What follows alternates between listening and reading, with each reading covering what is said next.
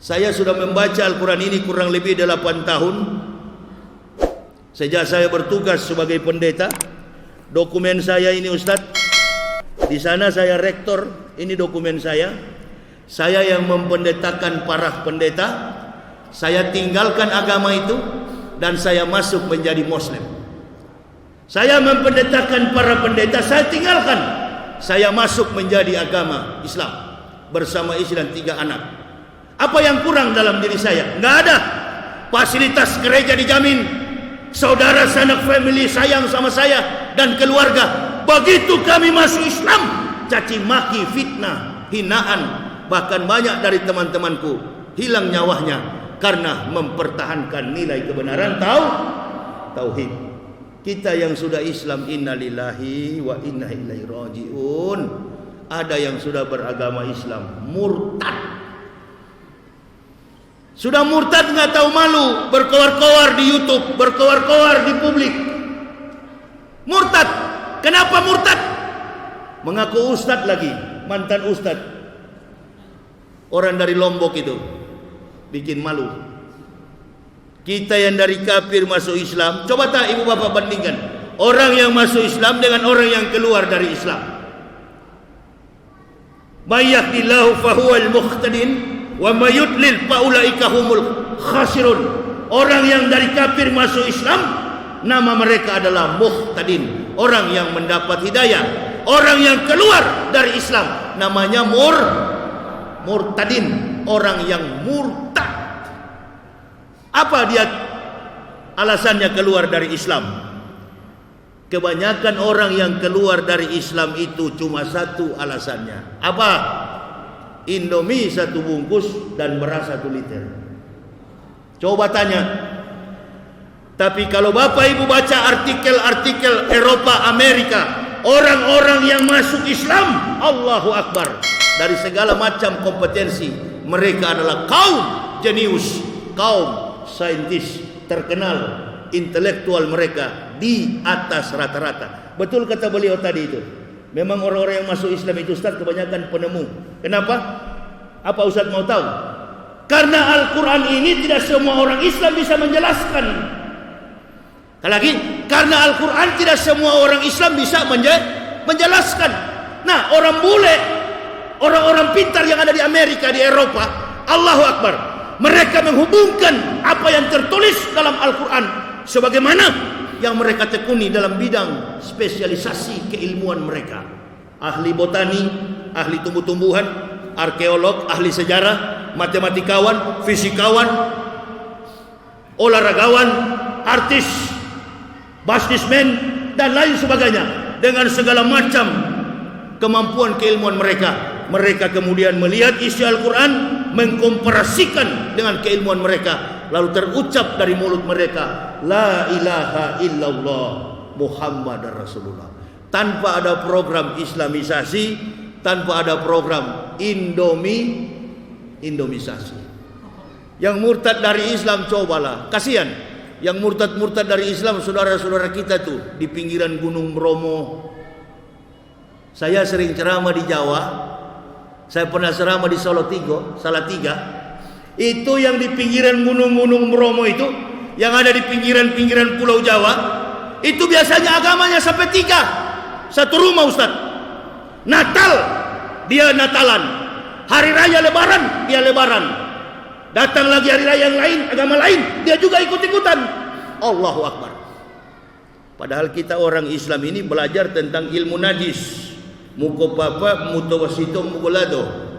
Najis besar, najis sedang, najis kecil. Kemarin saya ceramah di Bukit Tinggi, lewat dari Sawalunto. Hari Minggu saya lewat dari Sawalunto, penuh mobil dari ujung ke ujung. Ada acara apa ini? Innalillahi. Acara baku kejar apa itu? Buru ale. Pegang anjing. Wow, sampai 5 biji di atas motor, 5 ekor. 3 di depan, 2 di belakang, pakai kopiah miring begini bawa motor. Istri saya tanya, agama apa itu mereka, Pak? Agama Yahudi. Masa ada Yahudi di sini? Banyak, itu Yahudi semua, saya bilang. Itu kan pakai kopiah, itu orang Islam. Bukan, Yahudi. Kalau orang Islam tidak pegang anjing, najis. Kok bisa begitu, Pak? Iya, saya tanya kepada teman saya yang datangkan saya. Kok bisa begitu, Buya? Oh iya Ustaz, nggak bisa dilarang itu. Saya tanya, agama apa itu? Istri saya tanya, itu Yahudi. Banyak di sini Pak ya, banyak turunannya itu. Tapi istri saya bilang hidungnya tidak mancung-mancung itu Pak. Iya, di sini Yahudi pesek. Karena sudah jengkel saya. Apakah itu kita bilang bukan saudara? Tetap saudara. Bagi saya lebih baik begitu daripada antum mengaku kiai, antum mengaku ulama, antum mengaku pejabat, tapi antum bersekongkol dengan orang kafir, merusak Islam, menghancurkan Islam, bahkan membunuh saudara Muslim. Masih lebih bagus itu. Itu urusan pribadi, nggak berhubungan dengan maksiat, nggak berhubungan dengan kejahatan. Daripada kau mengaku ulama, kau mengaku kiai, kau bersekutu dengan orang-orang kafir, menghancurkan Islam. Nah, ini munafik di akhir zaman punya kerjaan. Di Riau, Aceh, Sumatera Barat, alhamdulillah, Lampung, Jambi, kita jaga ukhuwah Islamiyah ini. Bahkan saudara-saudara kita yang ada di Kalimantan, di Pulau Jawa, masih banyak yang setia. Berhati-hatilah jamaah. Ini keadaan kita di Indonesia ini makin tidak tenang, makin tidak menentu arah politiknya. Kenapa? Karena Islam diupayakan baik secara global Ustadz maupun dalam konteks Indonesia. Ada orang-orang yang berupaya untuk melenyapkan Islam di muka bumi. Kita berdoa mudah-mudahan ini raja yang pengecut ini di Arab Saudi sana, ini Salman ini jadi pemberani. Dia mulai memanggil orang-orang di seluruh dunia untuk datang beribadah nanti di bulan haji dan melaksanakan aktivitas umroh supaya orang-orang kafir sadar. Nggak usah kita takut kalau ada virus begini. Yang paling bahaya itu yang perlu kita takuti adalah virus munafik. Ya, silakan ibu bapak, saudara-saudaraku. Saya kira ini tidak tahan saya Ustaz. Saya tidak tahan panas makanya masuk Islam. Allahu Akbar.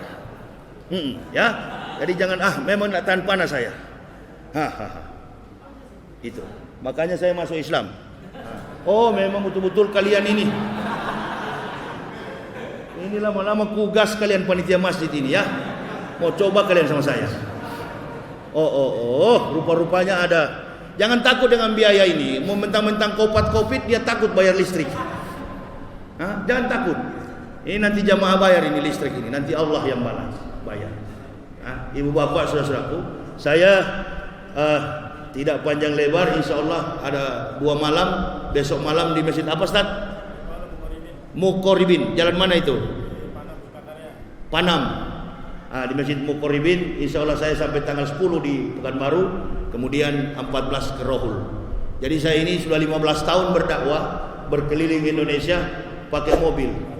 Nggak ada cerita saya dengan Covid itu, nggak saya pakai dari pertama itu, dari awal saya nggak peduli. Tapi jamaah jangan ikut-ikutan saya, tidak bermasker. Jamaah tetap pakai masker, ikuti protokol kesehatan. Virus itu bukan tidak ada. Ada virus itu, ada. Virus itu ada. Kita tidak boleh takabur. Kita beriman kepada Allah, tapi setiap orang tentu beda. Orang yang pakai masker itu orang cinta, sayang dan percaya kepada virus. Yang tidak pakai masker itu orang yang tidak disiplin, seperti saya begini. Jangan ikut-ikutan. Orang yang beriman kepada Allah, beriman kepada virus, bahwa virus itu ada. Dan orang yang tidak pakai masker itu adalah orang yang mengingat apa yang dikatakan Joko Widodo, Presiden, kita berdamai dengan virus corona.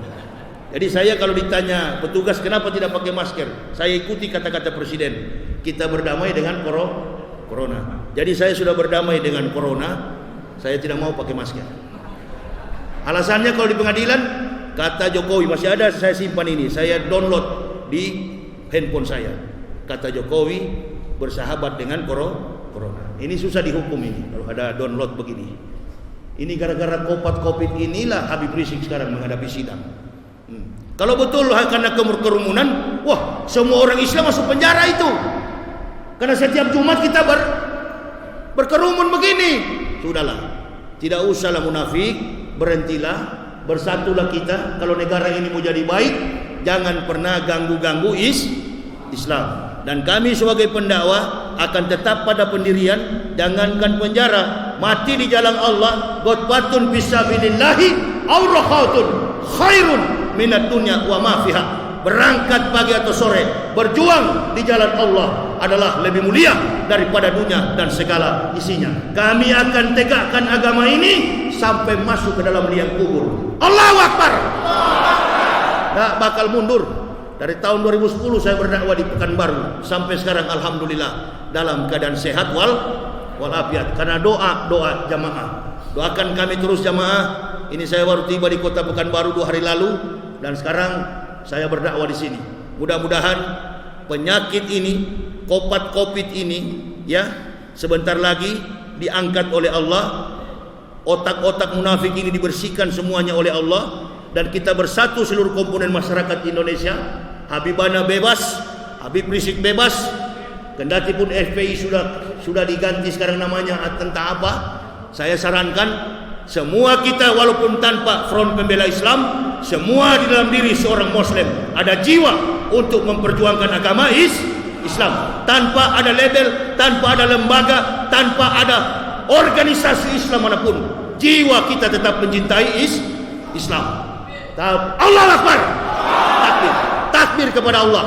Kita tetap memperjuangkan agama ini karena ini adalah harga diri. Kalau NKRI harga mati, iman tauhid adalah harga diri. Harga diri enggak punya nilai, jangan dijual-jual. Nah, orang-orang munafik suka menjual harga. Natal jadi security. Jadi security gereja. Karena dilihat baik oleh pimpinan munafik, dijadikan sebagai menteri. Innalillahi wa inna ilaihi raji'un. Lihat ya. Katanya memperjuangkan NKRI harga mati, kendati masjid dijaga. Jadi satpam. Tidak berapa lama kemudian bertambah jabatan menjadi pejabat. Innalillahi. Saudara Muslim dibenci, kafir dirangkul, terbalik dunia ini. Nah, kita doakan nih penjilat-penjilat ini pemakan-pemakan tai ini. Ustaz, kalau di Islam itu menurut Rasulullah orang begitu pemakan tai kan? Karena Rasul bukan pemakan tai. Kata Nabi SAW, yang aku khawatir dari umatku, karena mereka mengaku Muslim, yang aku khawatir dari umatku adalah apa yang mereka pikirkan. Apa yang mereka pikirkan hanya makan. Yang masuk dari mulut disimpan ke dalam perut. Itulah harga diri mereka. Tidak lebih dari apa yang keluar dari dalam perut mereka adalah tai. Jadi banyak sekali pemakan tai di Indonesia ini. Kita doakan di pemakan tai ini supaya umur pendek, cepat selesai dan digantikan pejabat-pejabat yang cinta kepada Islam, cinta kepada agama ini, karena mayoritas bangsa ini adalah Muslim. Saya kira ini jemaah yang bisa saya sampaikan. Lihatlah Ustaz, masih bertahan mereka ini. Padahal sudah lapar semua ini. Iya, sama. Saya juga sudah lapar sebenarnya. Jadi Ustaz tidak usah lama-lama. Nanti kita ketemu di Al-Muqarribin. Saya memang kalau siang begini tidak tahan panas saya. Itu kalau tidak cepat masuk Islam bukan main neraka saya, paling dalam itu. Ya, alhamdulillah sudah masuk Islam, ahlul kitab, tempatnya kata Allah adalah surga. Pendeta-pendeta yang tidak masuk Islam, tempatnya neraka jahanam. Walladzina kafaru wa kassabu bi ayatina ulaika ashabun nar khalidina fiha wa bisal masir. Dan ahli-ahli kitab yang mendustakan ayat-ayat kami tempatkan ke dalam neraka jahanam. Itulah seburuk-buruk tempat kembali. Pendeta yang masuk Islam masuk surga, pendeta yang belum masuk Islam tempatnya adalah neraka jahanam. Nah, ini pendeta jengkel sekali sama saya. Pendeta jengkel tapi Allah senang. Nah, itu lebih baik dibenci manusia seluruh dunia tapi dicintai Allah dan Rasul daripada disenangi manusia di seluruh dunia dibenci oleh Allah dan Rasul. Itulah kata Imam Syafi'i, cintailah ulama yang dibenci dan dimusuhi oleh kafir dan munafik, jauhilah ulama yang disenangi oleh kafir dan munafik. Saya kira itu jamaah. Untuk lebih jauhnya lagi, silakan bagi bapak ibu saudara-saudara, bagi yang ingin menambah wawasan keilmuan kita, ada buku saya yang berjudul Kebenaran Islam Menurut Mantan Pendeta. Ini biodata kami sekeluarga. dan dokumen saya mewisudahkan para pendeta dan ayat-ayat palsu kitab suci Kristen. Bagi jamaah yang ingin mendapatinya, ada dokumen saya lengkap biodata saya dalam buku ini untuk referensi kita di rumah nanti, memperkokoh keimanan ketauhidan kita. Karena buku juga baru saya tulis dengan judul Munafik. Jadi ini bisa dimiliki oleh jamaah. Silakan ambil di mobil saya, tapi bayar. Enggak, saya sebenarnya tidak mau jual itu, tapi pernah saya pakai mobil saya pakai air wudu masjid. Saya kira mobil saya bisa hidup, begitu di starter mati. Oh, rupa-rupanya keliling Indonesia harus pakai nah itu. Bagaimana cara pakai bensin? Begitu caranya. Ya. Jadi jamaah bantu saya tidak gratis. Take and give. Lebih baik tangan di atas daripada tangan di ambok. Tak pernah berharap dari masjid. Tapi kalau sudah disiapkan, apa boleh buat? Begitu Ustaz ya. Jadi saya kira itu dulu. Saya ceramah yang penting ini aja bayarannya. Apa itu? Kalau tidak ada ini, perang dunia ketiga kita. Ini saja bayaran ambok kalau ceramah, kopi hitam. Ya. Jadi saya kira jamaah itu saja. Ini selain sudah pada keluar, mungkin mau kerja lagi. Saya juga tahu ini jauh waktunya pendek. Insyaallah nanti di Masjid Mugoribin dan Masjid apa Ustaz? Nurul Huda. Sebrantas, Jalan Subrantas. Saya kira itu sampai tanggal 10. Saya kira begitu jemaah. Nanti bagi yang berminat untuk memiliki buku saya, ada di mobil saya depan itu, mobil Chevrolet plat B. Silakan bagi yang berminat untuk mendapatinya. Terima kasih atas segala perhatiannya. Mohon maaf atas segala kekurangan kami. Usikum wa nafsi bitaqwallah. La ilaha illa huwa 'alallahi falyatawakkalul mu'minun. Assalamualaikum warahmatullahi wabarakatuh.